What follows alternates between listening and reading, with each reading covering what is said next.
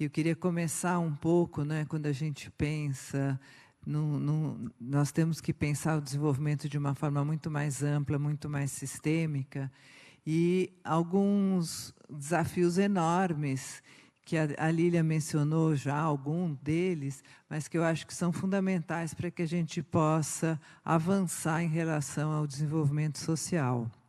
Claro que nos 200 anos a gente teve enormes avanços em todas as áreas que a gente pode estar pensando, né? Educação, saúde, meio ambiente, enfim, no filme dos 200 anos. Mas a gente ainda tem questões estruturantes que eu acho que são fundamentais para que a gente possa avançar em relação a um desenvolvimento social. O primeiro deles, como a Lilian falou, eu acho que é o patrimonialismo, né? Essa ambiguidade entre público e privado, onde alguns setores se apropriam de partes do Estado para manter seus privilégios. Isso eu acho que está muito centrado, enraizado em todo o desenvolvimento brasileiro, que é uma questão a ser superada. Eu menciono ainda também, muito enraizada na nossa cultura, uma prioridade das relações personalistas que se sobrepõe a uma relação de cidadania, de direitos universais, né? Só para não entrar e aprofundar muito a questão, na própria pandemia a gente teve inúmeros depoimentos, infelizmente, mas que bom que eles puderam ser filmados e passados pela mídia, que mostram escancaram essa relação.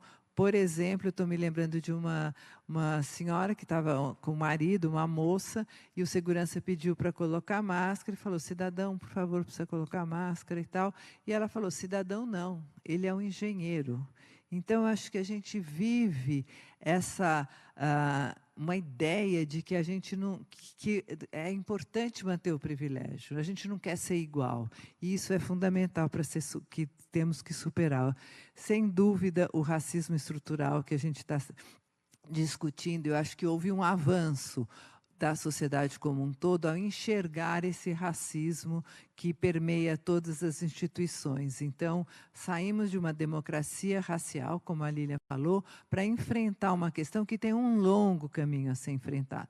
E, finalmente, enfrentar todo um patriarcado, né? Nós somos uma sociedade machista, onde ainda a violência doméstica predomina, os números de feminicídios são enormes, nós estamos, infelizmente, um dos países com maior número de feminicídio, e isso tudo permeia e atrasa e impossibilita, muitas vezes, o desenvolvimento social. Vou mencionar rapidamente questões do mundo contemporâneo hoje, que não estão apenas no Brasil, mas no mundo como um todo, mas que também precisamos enfrentá-los para poder superar e atingir uma maior igualdade social. O primeiro deles, sem dúvida, a desigualdade social, que mais para frente, outras perguntas, eu gostaria de aprofundar. Mudanças climáticas, a democracia, que está sofrendo ataques diários em vários países do mundo, no Brasil também, e a questão do trabalho com todas a tecnologia, e o desafio de pensar qual é o trabalho do século XXI.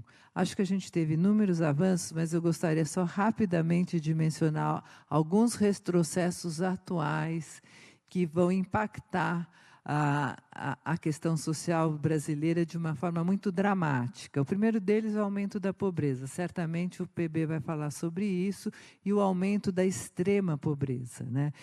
Então, entre 2014 e 2021, a gente teve um enorme contingente de uma população que volta a um estado de pobreza e de extrema pobreza.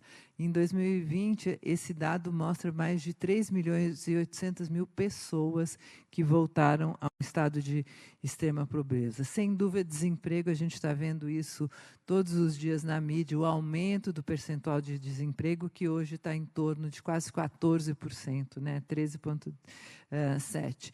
E, finalmente, dados sobre educação. É trágico o retrocesso que a gente sofreu ao longo desses últimos anos, especialmente durante a pandemia, onde a gente não teve a possibilidade de uma política nacional que pudesse coordenar todas as questões da educação. Então, a gente está assistindo uma diminuição expressiva do gasto de educação por aluno.